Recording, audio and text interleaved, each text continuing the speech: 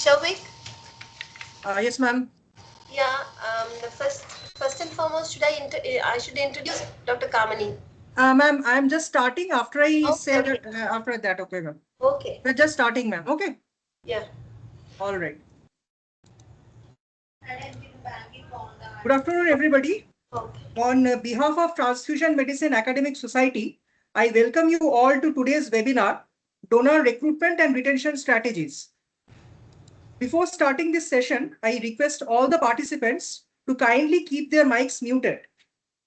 For chairing this session, today we are privileged to have with us Dr. Vijayalakshmi Madam, who is the additional professor and head of the department at Regional Cancer Center, Trivandrum. Madam has 10 publications in index journals, and she is also a life member of different organizations like IAPM, ISPTI, ISTM, and the Transfusion Medicine Academic Society. So without any further delay, I hand over the session to you, Madam. Okay. Good afternoon, everybody. Hope I'm audible to all. Yes, ma'am. Yeah. First of all, thank you, Shavik. Thank you, Team Timas, for inviting me to chair this webinar. So happy to introduce Dr. Kamini Gupta. Dr. Kamini Gupta, she's having MD in immunohematology and blood transfusion, and she's currently working as assistant professor in the Department of Immunohematology and Blood Transfusion, BJ Medical College and Civil Hospital, Ahmedabad. About her qualifications, she has a post-graduation from BJ Medical College and Civil Hospital, Ahmedabad, and she worked as senior resident at Institute of Liver and Biliary Sciences, New Delhi, and senior resident at All India Institute of Medical Sciences, New Delhi. She has presented oral papers and posters at national and state conferences and published articles in various national and international journals. Her areas of interest are apheresis, coagulation, immunohematology, cellular therapy, and quality management. She has proficiency in training faculty at NBTC, training of blood transfusion officers, nursing staff, laboratory technicians, supported by State Blood Transfusion Council. Thank you all. Over to Dr. Kamini. Thank you, Vijayalakshmi ma'am, for such a nice introduction. Now you can share your screen, ma'am. Yes. So, at the outset of my presentation, I would like to thank Timas for arranging such webinars and giving me opportunity as a speaker. The topic given to me is donor recruitment and retention strategies. For the next 30 to 45 minutes, I'll be discussing the importance of donor recruitment and retention strategies, background, who can be a donor, type of blood donors, donor recruitment, challenges in the donor recruitment, and strategies to overcome challenges. The last segment of my webinar will be the donor retention and strategies for the donor retentions, my blood center experience, and conclusion. So why the topic is very important, or why the voluntary blood donation is important? The countries like India requires approximately 26.2 million unit of blood annually. Our population is around 140 crores, and out of which eligible donors are 400 millions. If only 6.5% donation will be done from the eligible population, our demand will be met. But unfortunately, out of the 6%, only less than 2% donating the blood blood donation occurs, and there is obvious gap between the supply and demand. Now, what are the current challenges in voluntary blood donation? Shrinkage of eligible donor pool due to aging population and high morbidity. Stringent donor criteria of blood donor screening to prevent transfusion-transmitted infections. Rising life expectancy of the individuals, further increasing blood needs, and there is gap between supply and demand. Our goal is to reach 100% voluntary non-remunerated blood donation. So in India, who can call a donor, or what is donor? A donor means a person who voluntarily donates blood after he has been declared fit after clearing medical examination without accepting anything in return in any consideration in case or kind from any source, but does not include a professional or a paid donor. So there are different type of donors. Voluntary non-remunerated donor. This type of in this type of donation, donor donate their blood voluntarily without expecting anything in return or any monetary benefit. Now there are first time voluntary blood donors, like they have never donated their blood in the lifetime, or there will be repeat regularly there will be repeat voluntary non-remunerated donors who has donated blood previously but does not fulfill the criteria of regular repeat blood donations. And there will be repeat regular voluntary non-remunerated blood donors who has donated blood at least once in a last two preceding year.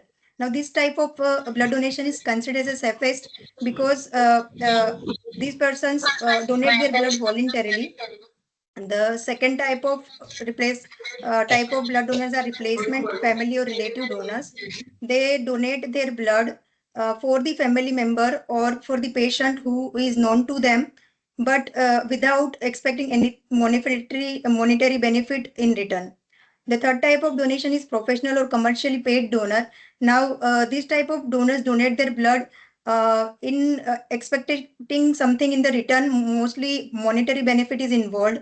This type of donation is banned in India, and as per the Supreme Court suo motu directives for the judgment in 1996 judgment of petition filed by Common Cause versus Union of India, this type of donations are illegal and banned in India. The another type of donors are directed donors.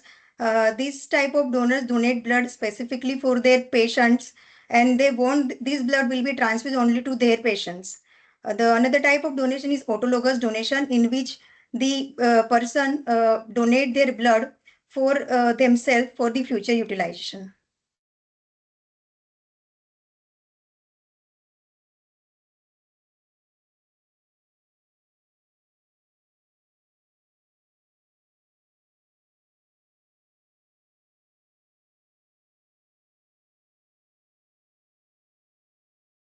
Now, our national blood policy aims to ensure uh, safe and adequate quantity of blood to be collected from the voluntary, regular, non-remunerated blood donors.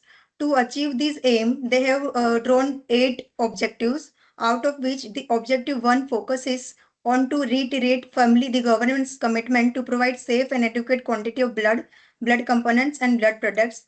The Objective 4 targets to launch extensive awareness program for blood donation, for donor information, education, motivation, recruitment, and retention in order to ensure this adequate quality of safe blood to be there. Now, establishing the panel of regular, repeat, voluntary, non-remunerated blood donor is most effective way of ensuring the adequate supply of safe blood on a continuing basis to fulfill these objectives of national blood policy.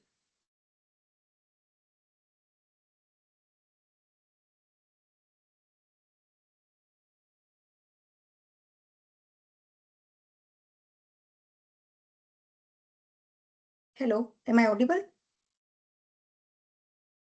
Yes, ma'am, you're audible. Please continue. Okay. Now, apart, despite of this widespread awareness about the voluntary blood donation, there are few barriers of voluntary blood donation. Obviously, knowledge gaps. There is a lack of awareness about blood scarcity. There are few misconceptions about blood donation process and health impact. Psychological barriers like fear of needles, pain, fainting attacks following the blood donation, anxiety about harming own blood or own health after the blood donation. There can be a mistrust about the confidentiality of their report of TTI. Social factors also contribute as a barrier to the voluntary blood donation, like they have reluctant attitude that never been asked to donate the blood. They want to donate blood, but only for the friends or the family members, or they want to donate, but they donate only in the peer pressures. There is obvious systemic issues like inconvenient location or timing, or logistic issues for coming to the campsite, poor or bad past experiences, and long wait time at the camp, resulting in the decrease in the number of voluntary blood donors. Coming to the donor recruitment, as I have discussed, Donor form the base of blood transfusion services in healthcare system. Without availability of donors, all the function of blood centers become non-existent, or blood transfusion services will be non-functional. So the first task of any blood center is to motivate and recruit the donor and retention of the donor for the long-term repeat regular donation. Now, what is donor recruitment? Donor recruitment is a process of ensuring sufficient number of suitable blood donors by public motivation and identification and recruitment of donor groups. This cycle of repeat regular voluntary blood donation is a vicious cycle starting from the donor motivation. These motivated donor to be recruited and selected as a first time voluntary blood donors, and they are again motivated to become a repeat voluntary donors. So what are the key components? Public motivation and awareness creation, identification and recruitment of donor groups, education and motivation of donor recruiters, groups or individuals donors, organization and scheduling of blood donation sessions, maintenance of donor and donor group records, development of comprehensive retention programs, and recognition of these individual or group contributors to the voluntary blood donors.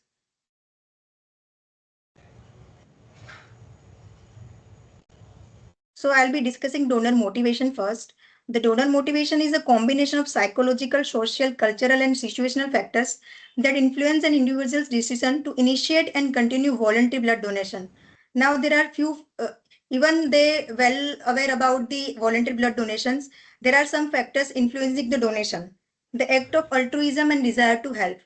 If the donors are intrinsically motivated and they have sense of fulfillment, the help the core motive is the help to others or helping in the society will impact their decision for the voluntary blood donation.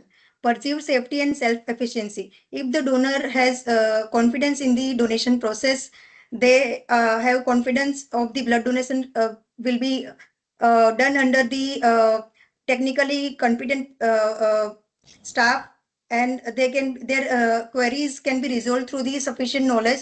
There are more chances that this donor get motivated and recruit themselves as a voluntary donors. Now, social identity and community connection, belonging. Participating in the blood donation program can help individuals feel integrated with the larger community. Cognitive and emotional barriers like fear, anxiety, mistrust, and uncertainty about their blood donation. There is a obvious phobia about needles, anxiety about blood donation, mistrust about the process is there that can be negatively influence their motivation to donate the blood. So what are the common motivation for blood donation? Health and wellness consideration, preventive health measure and personal benefit. Some of the donors are interested to get health checkup done along with their blood donation. So they take blood donation as an opportunity to get their health checkup done.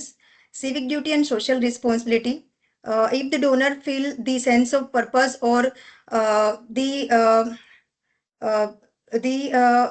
they blood donation is considered as a valued or valued contribution to the society, so they have positively motivated for the blood donation, recognition and acknowledgement for their valued contribution, and celebration of their milestone achievement can also motivate them for future donation. Convenience and accessibility for ease of participant in the camp by designing the mobile apps or by uh, resolving the obvious obstacle for the their convenience or parking issues or logistic issues can motivate them for the blood donation, and integrated community support can be provided to motivate them. Now, there is a motivation strategies like information and education, build essential knowledge to provide the basic information and dispel the myths can contribute as a powerful motivation.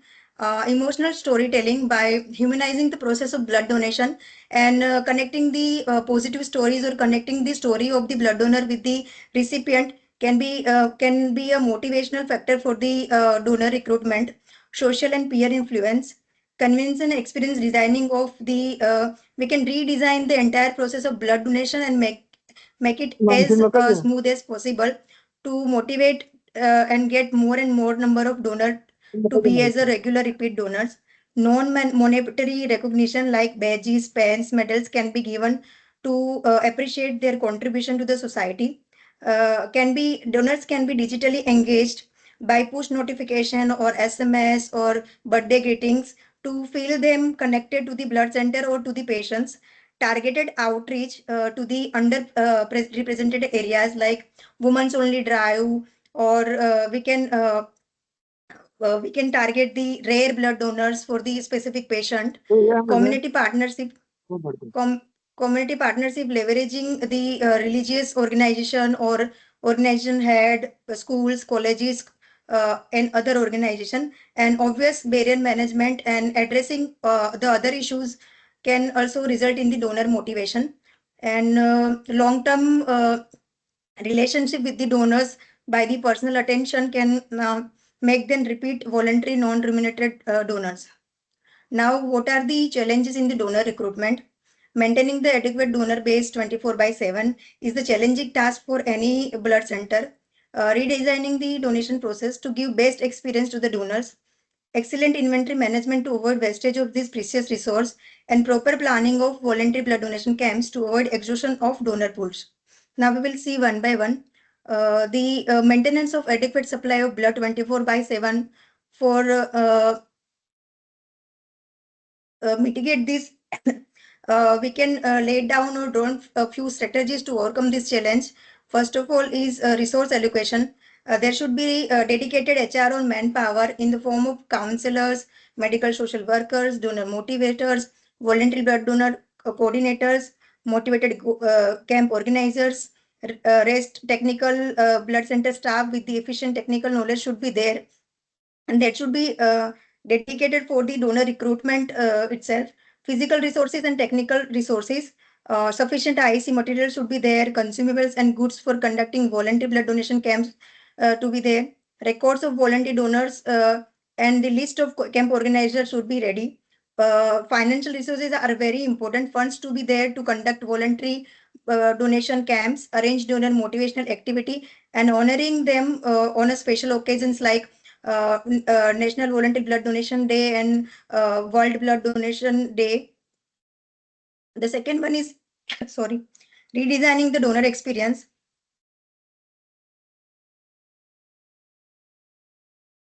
So there are various methods to redesign and enhance the donor experiences. I have listed at least bare minimum what should be there to make their blood donation as smooth as best possible and having the positive impact of blood donation process for the donors. So venue of the blood donation is very important, whether it is a blood center or voluntary blood donation camps.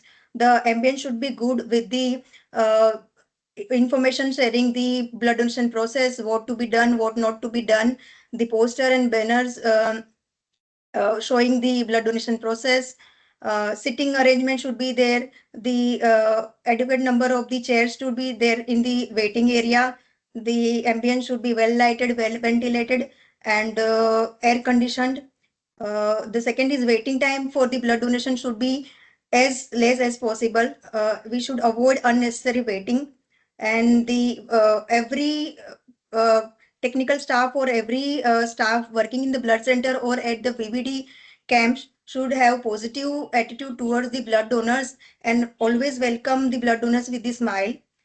There should be brief clinical and medical examination process without unnecessary delay. If for any reason we are deferring the donor, should explain the proper rationale for deferring and when they can come back or when they cannot. If they are permanently deferred, why they should not come again for the donation, and blood donation process should be as smooth as possible. Offer the post donation refreshment. uh, Give the opportunity to give a feedback suggestions from the donor to enhance their experiences. Felicitation of donors to make them feel appreciated, recognized for their contribution. Now, before collecting the blood or before arranging such donor recruitment strategies, we should have a gross idea about the blood needs of our region. So, estimation of blood needs can be done by different method. First one is based on the total population. If 2% of population donates blood, it will be more than sufficient for countries like India. For the population of 140 crores, minimum 2.9 crore of intending donor will be suffice. The second method for estimating blood needs will be the medical facilities available in the area. Depending of number of medical facilities in vicinity of number of blood centers available to plan which center will catering to the which hospital. Now, third one is acute hospital bed. Most of the healthcare facility or blood center utilize this method for estimating this blood need, but this is highly inaccurate method because the requirement can be varies from 7 unit to 15 units per acute bed per annum, depending upon the medical facility available in the healthcare system, and it can go beyond more than 25 to 30 units per bed per annum in the super specialty, and the requirement can be go beyond this in the bone marrow transplant units or liver transplant unit. But most of the thalassemia or daycare centers provide blood in daycare itself. So this is inaccurate method to estimating the blood need of the region. Now the last one is the annual blood usage. Estimation of number of blood requests received and unit issued by the blood center throughout the minimum 3 month at least, or annually in a defined geographical area or a population. Now this is highly accurate method to calculate the blood needs of the region. So in addition to estimating the blood needs, whatever amount or whatever inventory we have to smartly control our inventory to prevent the wastage of this precious resource. We have progressed from any donor, anytime, all the time to calling the donor through the right communication method at the right time in the right frequency for the right product, and this product should be go to the right patient. Proper planning of voluntary blood donation camp. Now, before planning a voluntary blood donation camp, there should be a plan. We should plan a roadmap for voluntary blood donation camps. Use efficient donor recruitment strategies out of various strategies.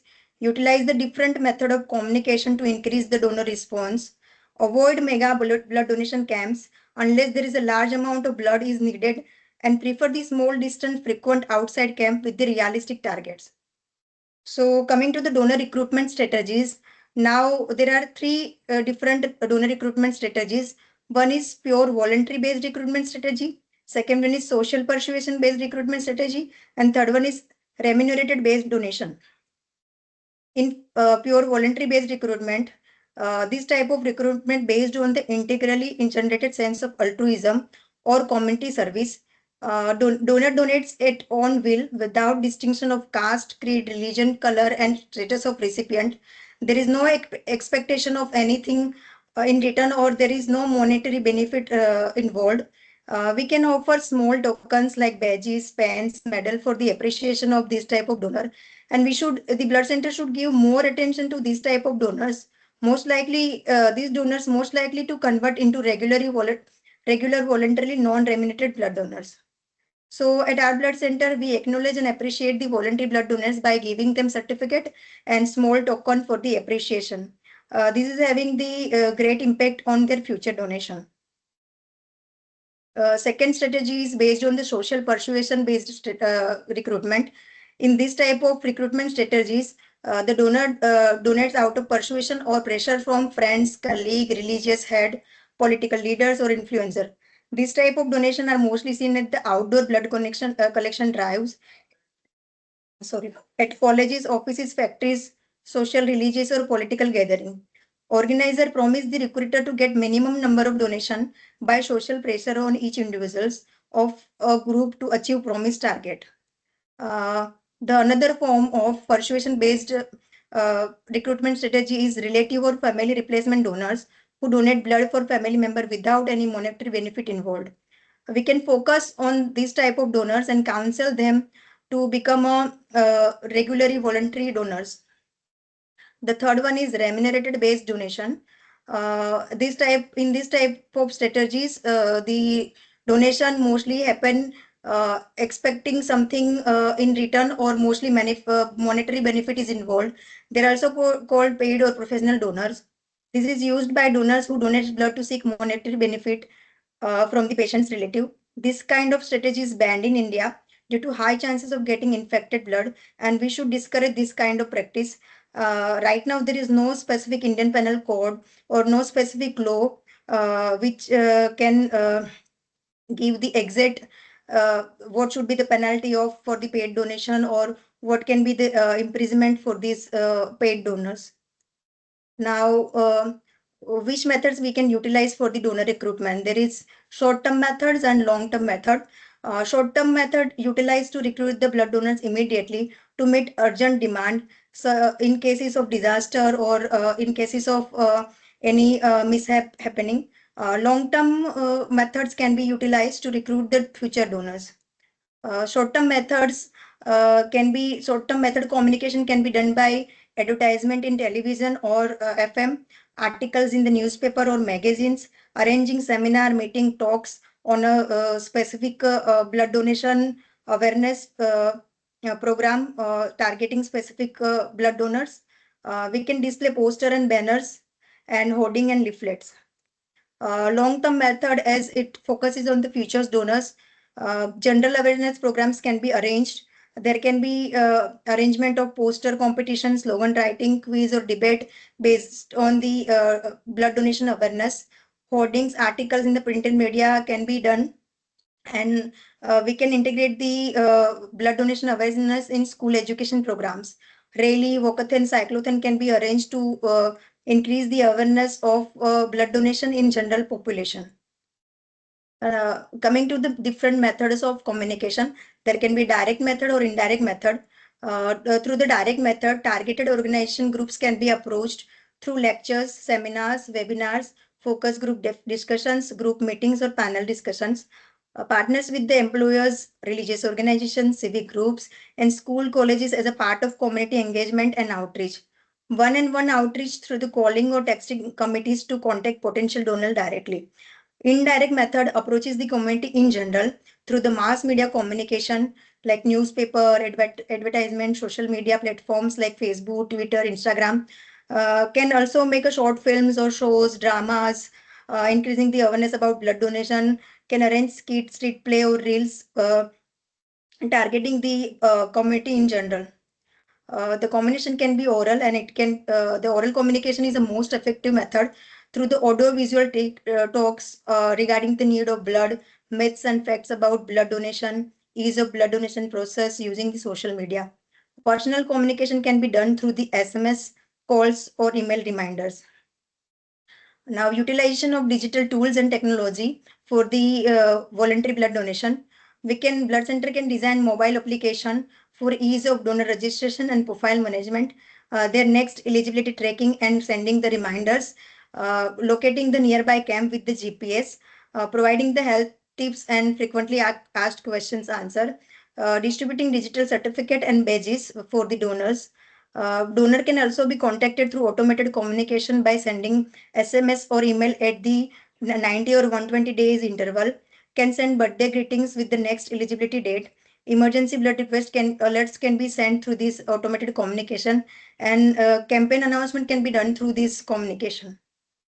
Now, one study published in Saudi Arabia by Sakra Yami et al. In International Journal of Innovative Research and Multidisciplinary Science in 2020, the study was based on the impact of recruitment strategies on donation rates. At the tertiary care center, the result of this study displayed that apart from utilizing the different recruitment strategies like social media campaign, community outreach, email reminders, and targeted digital advertisement. The targeted digital advertisement and social media campaigns have attracted a great number of blood donation, whooping increase of 15 to 20% from the baseline. uh, they have another result of cost effectiveness of different strategies. It shows that the result of this study demonstrate that targeted digital advertising and social media campaign were the most effective strategy for increasing blood rates, particularly among the first-time donors.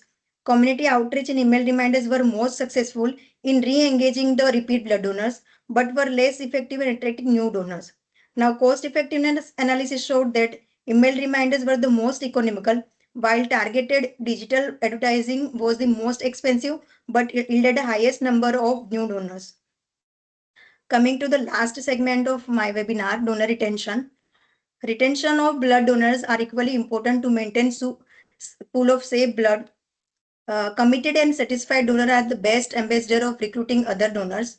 First time donation conquer fears and misconception. Timely follow up of sustained motivation and convert them once only to habitual helpers. Repeat donors have regular health screening and they have statistically lower undetected infections. The retention of voluntary non-remunerated blood donors reduces the reliance on replacement donor. But analysis says up to 60% of first-time donors never return and less than 10% become regular contributor. So what are the factors or what are the deterrent to this repeat donation? Bad or unhappy experience from the last donation. If donor might have experienced any mishandling, malhandling or mishandling during the any donation at any step of donation process, there is a highest chance they won't coming back to the particular center. Adverse donor reaction following the adverse donor reaction following the blood donation. If there is adverse donor reaction or it is not managed properly or prompt response is not given, the donor might not coming for the repeat donation. Illness or weakness following the blood donation can be also be the reason for donor dropout. Positive TTI testing can also result in the donor dropout. Most of the time, the blood center fail to communicate with the organizer or individual donor, and lack of coordination from the blood center can also result in the donor dropout. Sometimes donor want to donate the blood, but the place or time of the blood donation camp is inconvenient for to come for the donation. So it can also result in the donor dropout. And most importantly, blood center fails to provide blood in a time of need for their patient or relative can also result in the repeat return to repeat donation or dropouts. Now, what measures to be done to reduce this dropout? Careful handling of these donors, make the blood donation hassle-free and unique experience for the donors. Sorry. Avoid waiting and expedite the process. Personal attention to the given to each donor. There should be a good communication with each donor. Prevent any adverse donor reaction and prompt management of these reactions. Should welcome suggestion, feedback, or complaint from the donors. Prompt response in case of blood requirement for relative or friends can reduce these donor dropouts. Now, the blood donation is altruistic act. Still, recognition of donors reinforces the intrinsic motivation without undermining altruistic spirit. So, blood center can arrange the tiered recognition system. This is just an example. The any blood center can arrange their recognition system according to their need or according to the facility available within them. Like first donation, we can offer welcome certificate, digital badges. On the fifth donation, bronze pin, personalized thank you letter can be given. On the 10th donation, we can give silver badge, name on honor roll. On the 25th donation, gold medal or media recognition can be given. On their 50th donation, lifetime achievement award or VIP event invitation can be shared with the donor. We can also provide the public recognition by publishing the monthly newsletter featuring the top donors of the month, local bulletin boards and social media posts, uh, uh, annual donor heroes ceremonies, and they can be invited as a guest speaker at the appreciation events. Donor recognition can be also done by symbolic tokens like high quality lapel pins can be given, engraved donor cards, enamel badges, and blood group ID cards can be uh, given to the blood donors. Digital recognition in the form of donor spotlights on website, social media shout out, digital leaderboard can be shared with the can be shared on the digital recognition. Community integration can be done in the form of certificate presentation at the community gathering, recognition of blood donors by local leaders, and media coverage for their milestone achievement of the donors can be done for the donor recognition. Now, our center experience, as you can see, the green bar representing the voluntary donation and red bar representing the replacement donation. Over the period of last 6 years, from the 2020 to 2025, uh, As you can see in the 2020, our mostly donation was based on we were rely on the replacement donor. As the time passed, with the collective effect from the blood center and everybody's efforts, we have reached almost equal of replacement and voluntary donation. And our goal is to reach 100% voluntary non-replacement donor and phasing out the replacement donor. So what we have done, what strategies we have utilized to increase our voluntary blood donation in-house as well as increasing the blood donation camps, partnering with the educational institution, corporation and community groups to host regular donation camps, providing clear, accessible information to address fears and misconception about blood donation. During pre-donation information, regular blood donation awareness talks in institute, ensuring a safe, pleasant, and convenient process with the professional pre and post donation counseling, building a stable base by actively communicating with donors, recognizing them, and recalling the regular donors. We can also recognize the blood donors and celebrate them on specific days like World Blood Donors Day celebration on 14th June or National Voluntary Blood Donation Day 1st October. Recognizing the centurion donors by the media publication or by the felicitation by the leaders can also boost the confidence in them and give them valuable respect in the society and motivate their aim to become a repeat regular voluntary donors. Sharing our center's response during the disaster. In response to national defense needs, Department of IHBT has transferred a clinical ward into the 24 by 7 mega in-house collection unit. A massive civic mobilization was activated with the help of Gujarat Police, Nurses Union and NGOs organizing blood donation camp. As a result of that, more than 2,000 units were collected at the civil hospital alone, and there was 32% new donors enrolled in repeat donation program. As we all are aware that tragic plane crash happened on the 12th June 2025, red alert was activated within the minutes of this plane crash with the immediate deployment of emergency stock. Two pronged collection strategies were deployed. Community call out initiated through the social media outreach, SMS alerts, public announcement brought more than 1,000 walk-in donors to the various centers in Civil Hospital Ahmedabad campus within the 3 to 4 hours.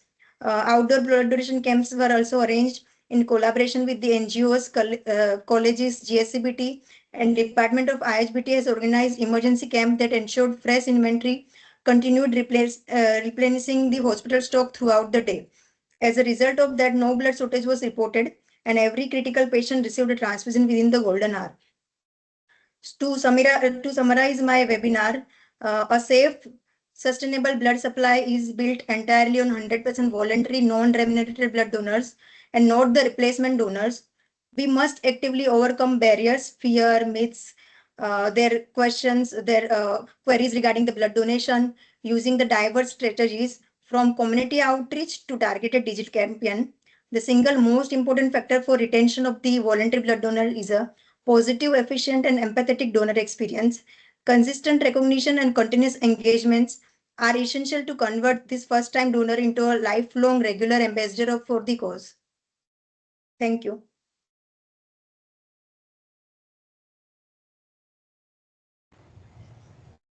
Thank you, Dr. Kamini. That was a very extensive and in-depth uh, talk on how to recruit and do donor retention. Actually, in our place, um, during this Ramzan month, fasting month, people often come and ask us whether you could collect after the after 6:30 when they can have food. So due to our staff constraint, we have never been able to do justice to their query. But there are institutes where their query has been satisfied, and some donors they have found time to donate blood after the fasting period. So for them, that was a very good donor. For the donors, it was very convenient. That itself would be a good motivation for the donors to come and donate. and so depending upon our convenience and our staff structure. Can you hear me? We could take steps to make the donation process more convenient and for more uh, uh, uh, the time frame could be to their convenience also, because donors who want to go to the office and all who don't get permission from the office, if we have such a donation time also, they could also make use of it. That is one thing. Then regarding Dr. Kamini, how many Yes, donors ma'am. do you have every year? Ma'am, initially, we were also catering to UN Mehta Cardiology Institute. Only last year they have separated from us and they have individual their blood bank. So our annual collection is somehow decreased from, it was earlier it was like 30 to 40%. Right now it is ranging between, I think, 20 to 30,000 per annum. Ah, that is a very good collection, no? 30,000 per year means what is your collection time from morning to evening or? Yes, ma'am. It is morning to evening. Starting from the initially, it was like 24 by 7. As we don't say no to any donor, but in only certain circumstances, we like during festival time or during some if something is there, then only we say no to donor. Otherwise, it is 24 by 7. Okay, that is very good because we at RCC at my center at our center we collect only till 1 o'clock, but Oh, apheresis we do till from morning till evening. But donor collection, because we our staff strength is only that much. We have to do all the components and we have to keep it in the storage compartments before we go home. And in the night there is only one staff, so okay. we stop around 1:32, and then we do all the component separation and do all the storage facilities, storage techniques and everything. We'll complete by 4:35, and after that there will be only one technician. So if like you, if we could also do like that till evening, that also will be more motivating for the donors. As you said, donor convenience will be the most donor Most, yes, it is motivation important. factor. Yeah. Yes, ma'am. Yeah, it was very good, Dr. Kamini. You have covered all the points.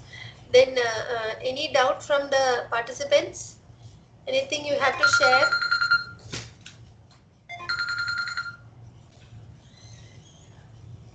Anybody? There are some questions in the chat, I think. Dr. Shavik? Yes, ma'am. We have one question from Dr. Shivanand Kumatagi. He has asked, can you please highlight how the donor recruitment and retention strategies vary based on the type of donor, like prospective, first time, or a repeat donor, and the education status? ഒരു മീറ്റിംഗിലാണ് ആരത് ആ കുറച്ച് കഴിഞ്ഞ് വിളിച്ചിട്ടുണ്ട് കുറച്ച് Was കഴിഞ്ഞ് the question audible, ma'am? No, Yes, I can read from the conversation. Okay, okay, ma'am. Can donor recruitment and retention strategies based on the type of donor, prospective, first time, and repeat donation, and their educational status. So I would like to answer this question in as per my understanding. For the prospective or first time donors, we can educate them and provide the information and basic information regarding the blood donation requirement, the crisis of crisis of blood requirement, and why one should donate the blood, what are the advantage of donating their blood. So we can apply so these as per my understanding, these recruitment strategies and these retention strategies, we can modify them according to our need or according the donor's need. This is not like any policy or something that we have made that this can be applied to all the blood centers of India. We can modify it according the blood centers requirement or and according to the local region of the nation. So prospective or first time donor can be approached through spreading the awareness about blood requirement and educating them well on the blood donation, and explain the procedure, explain the blood donation process. We can recruit them on that basis. And for the retention strategies, as I have mentioned, we can give them recognition in the public or in the media, or we can offer the non-monetary benefits, and we can like some of the blood center also do blood testing apart from the baseline ABO RH grouping and TTI testing. They also give the full profile of blood testing along with the blood donation. So that way we can also retain the first time donors into the repeat regularly donors. Yeah, Dr. Shivanand, one point from my side, that is for the young people, the first time donors and all, they would need more motivation. As you know, there are so many organizations in Trivandrum. There are some people who offer free meals. Hotels are there. When you show the certificate at the hotel, they can get a free meal from that hotel. That is a very good motivation for the young boys or the young girls. So many people ask, come and donate, and then specifically they ask for the certificate to go and get a meal from the restaurant. That is one thing. But for the the educated donor, or a donor in the 30s or 40s, they would be more benefited if they are given a certificate, or they are given a special casual leave. That's we are giving them now, but for that leave itself, the people come sometime. Then if they are given some time off, and then one thing we have noticed is people, they come and donate in the morning. They might be going by the afternoon only. Maybe if the crowd is there, then they want a certificate for the following day, to take the leave on the following day. They often ask us, but we never satisfy their this thing, because we say you're donating, and we are giving a certificate to the effect that you have donated. It is your office that is to decide whether leave has to be given today or tomorrow. But they all say that today afternoon is over. Now, if at all we are getting a leave, it will be only for half day. So could you give it for the next day, the date? But we never change the date. So such things, if they are given a cash leave on the following day, or a compensatory leave on some other day that they need, it would be better, I think, for the people who are in their 30s, or they are working people. So difference in younger people, the meals and their incentives would be better. For the working people, the leave and any permissions or rest period, etc., would be better for them.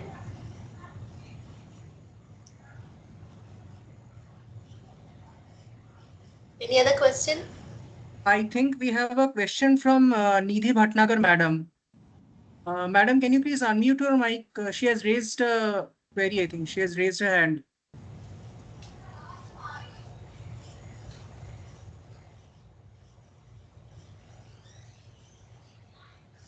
I think Nidhi madam is muted.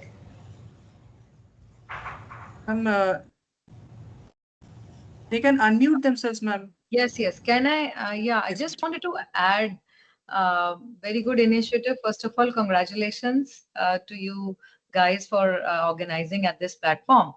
One thing I just wanted to stress on was the importance of donor feedback. So what because taking the feedback from the donor is also very important, and that is the way we can continuously improve ourselves, in our own local area. If we take the feedback from the voluntary donors, what could be improved, then I think that's the biggest uh, incentive, that okay, yeah, we have our regular camp organizer, Mr. Himanshu Bhatt, and he's organizing regularly every 3 months. So we take very, he gives us feedback, and so he feels very happy also when we implement that thing. And some of the points are very valid, which he gives the suggestion that then, and we implement on it. So that gives a very big boost to the camp organizers. So I think this is one more aspect where we should, be very careful about, and we should take feedback from the donors. Thank you. Was I audible? Yes, ma'am. Yeah. Thank you so much.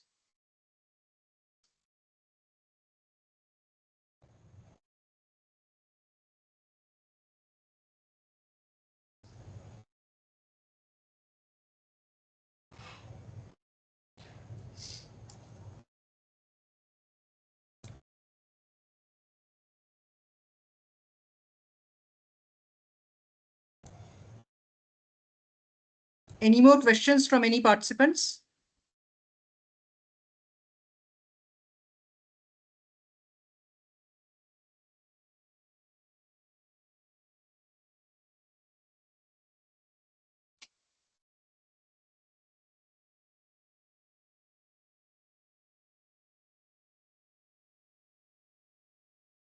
I think Dr. Sivanand has another question.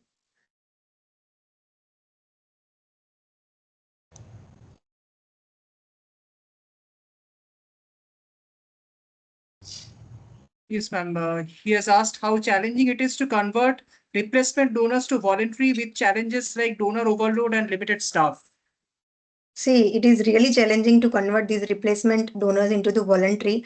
But what we have done at our center, like we have dedicated counselors who just go to the wards, irrespective whether their patient has transfused or not, and they in general, counsel all the patients relative for the blood donation and for their future utilization for the voluntary donation only, not for the forced replacement donors, but they just go to the wards and clinics and counsel them and provide the IC material for the blood donation. So some of them might turn into the voluntary donation, but yes, it is right now it is very much challenging for us to convert this replacement donor to voluntary donation, because see, at our center is tertiary care hospital, so patients are coming from the Rajasthan and Madhya Pradesh and other states also.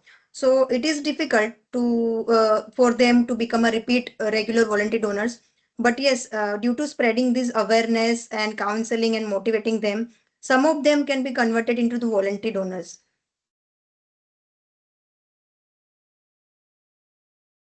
So you can ask for the staff from the your SBTC or from your management for at least BTA or dedicated counselor or medical social worker to do this job.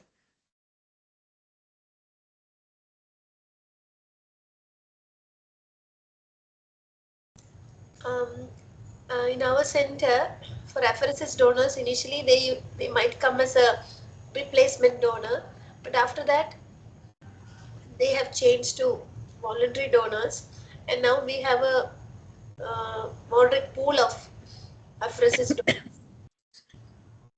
So for apheresis, we have been able to, not that we have converted, they themselves have, maybe because it's a cancer hospital. When they come and see the surroundings, they feel that there should be more of apheresis donors so that the patients should benefit.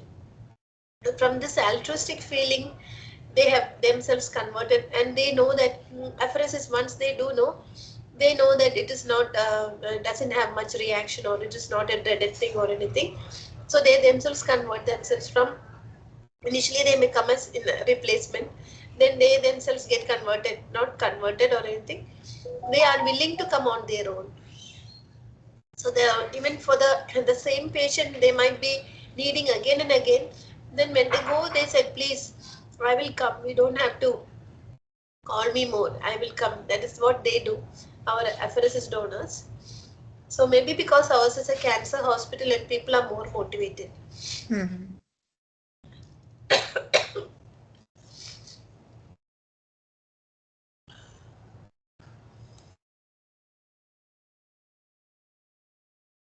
Dr. Girish CJ sir has highlighted one point. He has asked any special points are given for blood donation for donors donating to Rotary organization or Red Ribbon clubs.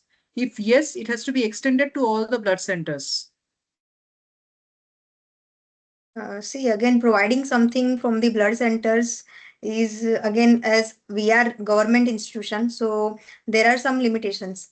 So this Rotary organization and Red Ribbon clubs might be giving some special points in, I don't know in which meaning sir is telling. Hello, can I talk? Yes, yes, sir. Yeah. Only thing is, whenever we go for organizing a blood donation camps, many of the institutes prefer only Rotary or Red Ribbon clubs, because they tell that even from the university side, they told that they will get some additional points for the blood donation component also. Because of that, we don't get the blood donation camps from those organizations. So if that is there, so then it has to be done for all the blood donation organizations or blood banks so that everybody can conduct the camps. In that way, I'm asking. From the government side, that's what they say. We can coordinate with our state blood transfusion council and discuss the thing with them, and they might help with attracting more camp to your center, sir. Okay, thank you.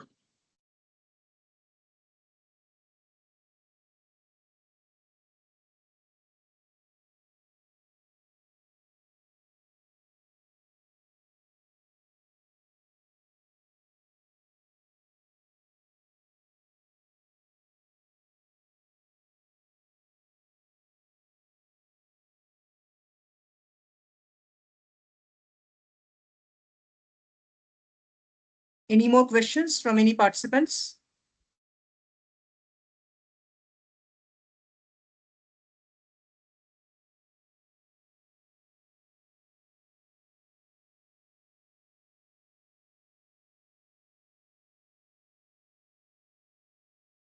All right. So can we conclude this session then?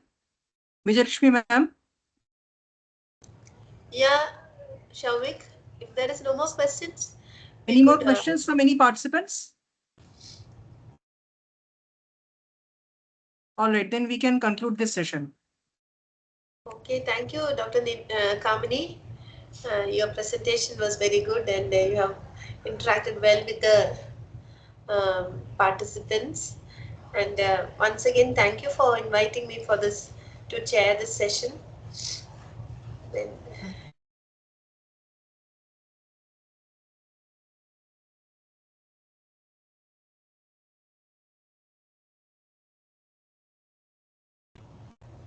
Dr. Kamini, you are muted.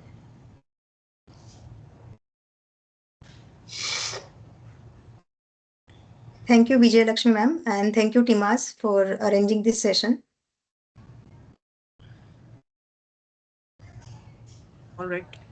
Shavik, with your permission, we shall Yes, ma'am. conclude. Yes, ma'am. From Transfusion Medicine Academic Society, a sincere thanks to our speaker, Dr. Kamini Gupta, madam, for that extremely informative and insightful session. And thank you, Vijayalakshmi ma'am, for chairing the session. We also thank our participants for being with us. We have shared a feedback link in the chat box. Please do fill and submit it to get the participation certificate. And we will soon make the recorded version of this webinar available in the TMAS YouTube channel. Okay. Stay tuned to TMAS for further such academic activities and have a great day ahead. Thank you all. Okay. Thank you. Thank you.